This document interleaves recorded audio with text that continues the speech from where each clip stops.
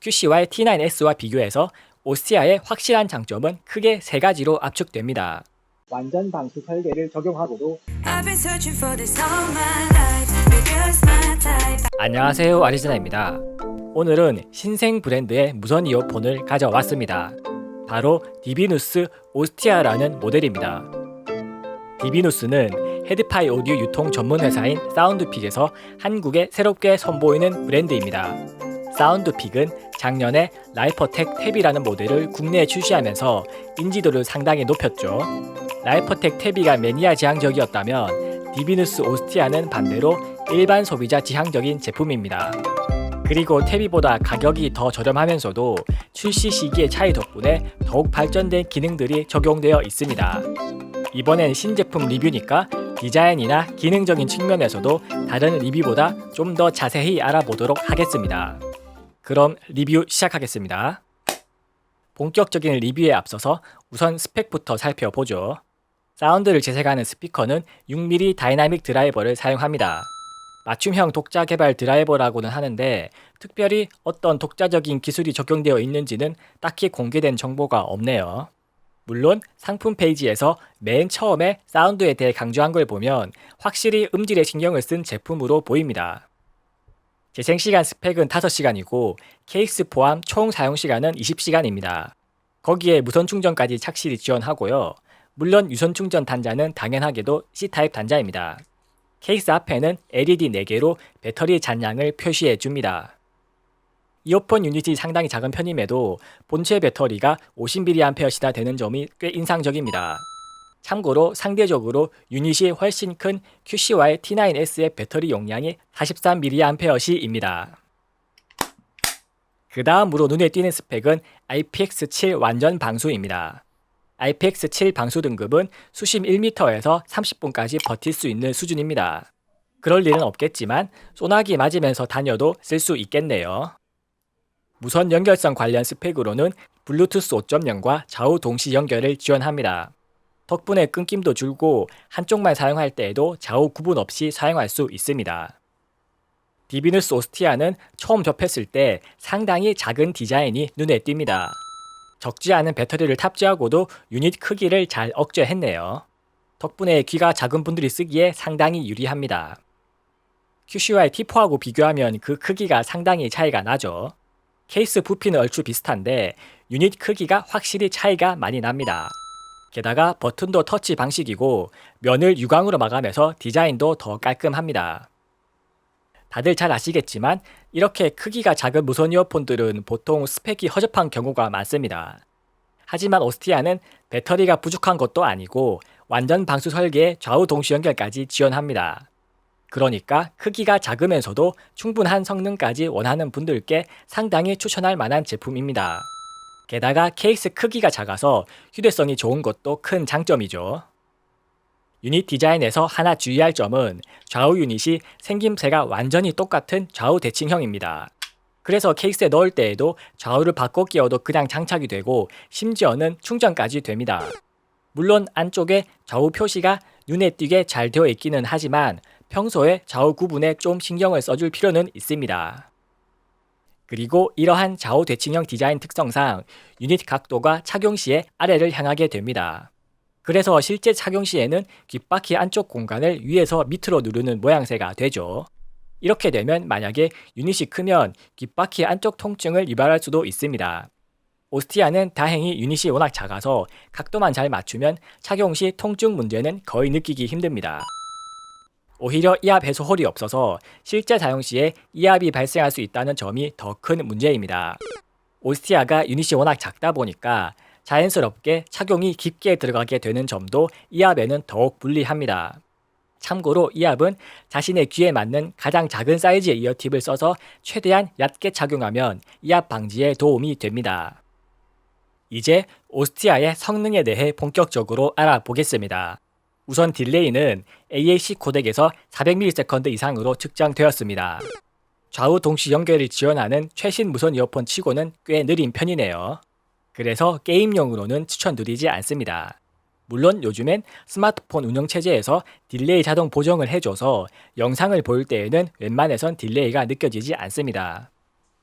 무선 신호 강도도 마이너스 60dB 이하로 상당히 약하게 측정되었습니다. 이런 부분은 아무래도 유닛 크기를 줄이면서 생기는 단점이 아닌가 싶네요.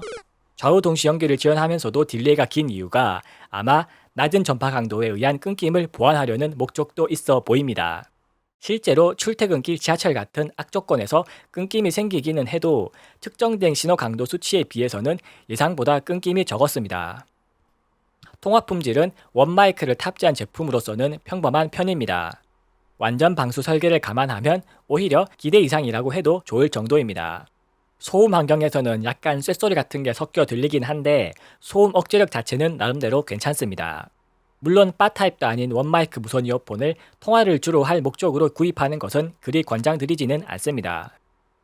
이제 오스티아의 통화 품질을 QCY T9S와 비교해서 직접 들려드리겠습니다. DB뉴스 오스티아는 원마이크를 탑재한 평범한 설계입니다. 원마이크 설계는 대부분의 보급형 무선 이어폰과 동일하죠. 완전 방수 설계를 적용하고도 통화 품질은 기대 이상입니다. 물론 원마이크 방식은 소음 환경에서는 쓰기 어렵습니다. 오스티아의 사운드는 일단 하만 타겟을 의식한 저음 설정이 눈에 띕니다. 저음 특성을 거의 그대로 보여주는 확산 음장 버전 기준으로 보면 보시다시피 저음이 상당히 올라가죠. 반면에 하만 타겟 기준으로 보면 저음과 중고음의 밸런스가 거의 맞아떨어집니다. 저음에서 주목할 점은 초저음까지 대역폭이 쭉 뻗습니다. 이압 홀이 없어서 생기는 이압은 약점이지만 대신에 이렇게 초저음의 확보가 되는 장점도 있습니다. 그래서 6mm 드라이버와 작은 하우징이 조합됐다고는 생각하기 힘들 정도로 깊고 묵직한 저음을 들려줍니다. 덕분에 아웃도어에서도 주변 소음에 저음이 묻히지 않고 상당히 힘있는 저음을 느낄 수 있습니다. 조용한 실내에서는 음색이 살짝 어둡게 들리는 경향이 있긴 한데 하만 타겟에 맞춘 밸런스 특성상 마냥 어둡게 들리는 것도 아닙니다. 대부분의 유저분들은 아마 밸런스가 잘 맞는 적절한 V자 성향으로 느끼실 겁니다. 고음 특성은 측정상으로는 날카로운 피크들이 보이죠. 그런데 실제로 귀로 들어보면 의외로 그리 자극적으로 느껴지지는 않습니다. 특히나 치차름의 치명적인 7kHz의 떡하니 위로 찌르는 피크가 있는데도 신기하게도 치차름이 거의 느껴지지 않습니다. 중고음 최고점보다는 피크가 낮고 게다가 좁기까지 해서 에너지가 상대적으로 적어서 그런 듯 하네요. 덕분에 고음이 자극적이지 않으면서도 하만 타겟에 맞춘 두터움 저음에 고음이 묻히는 느낌도 별로 없습니다. 다만 중고음 대역의 에너지가 부족해서 보컬이 앞으로 치고 나오는 입체감은 좀 부족하게 들리네요. 그래서 소리의 입체감보다는 악기와 보컬이 동일한 거리에서 선명하게 잘 들려오는 다소 모니터적인 사운드가 되었습니다. 오스티아가 지향하는 밸런스드 다이나믹 사운드라는 게 보컬과 악기 간의 밸런스를 의미한다면 확실히 그런 의도대로의 튜닝이네요. 사운드의 전체적인 튜닝은 나름대로의 개성을 추구하면서도 크게 자극적이거나 부족함이 없는 수준으로 무난하게 잘 조율했습니다. 이 정도 가격대의 무선 이어폰을 찾는 대부분의 일반 유저분들이 충분히 만족하면서 쓸만한 괜찮은 완성도를 보여주네요. 외율도 전 대역에 걸쳐서 1% 이하로 무난한 수준입니다.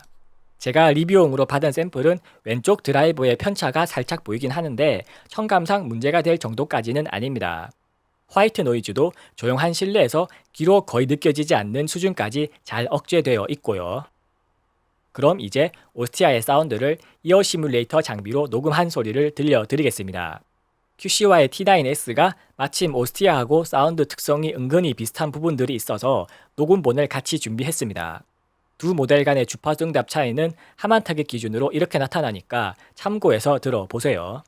여기서 빨간 그래프가 오스티아입니다.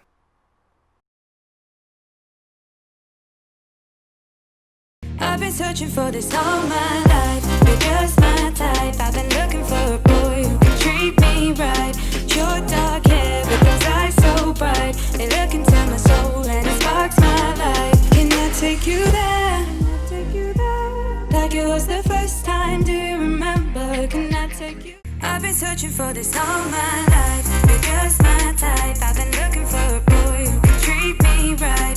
Your dark hair with those eyes so bright. They look into my soul and it sparks my life. Can I take you there? Like it was the first time, do you remember? Can I take you? I've been searching for this all my life. You're just my type. I've been looking for a boy who can treat me right. Your dark hair with those eyes so bright. They look into my soul and it sparks my life. Can I take you there? Like it was the first time, do you remember? Can I take you? 이제 리뷰를 마무리하면서 추천 등급을 매겨보겠습니다. 5만원대 이하 보급형 무선 이어폰들은 현재로서는 QCY와의 비교를 피할 길이 없습니다. QCY가 이미 보급형 시장에서 표준으로 자리 잡았는데 가격까지도 말도 안 되게 저렴하니까 그럴 수밖에 없죠. 그래서 저도 오스티아의 비교 대상으로 QCY T9S를 보여드린 겁니다. QCY T9S와 비교해서 오스티아의 확실한 장점은 크게 세 가지로 압축됩니다. 작고 깔끔한 디자인, 완전 방수, 그리고 음질입니다. 특히 작은 유닛과 완전 방수를 선호하는 분들이라면 다른 보급형 제품들과 비교해서 확실히 구입할 가치가 있습니다.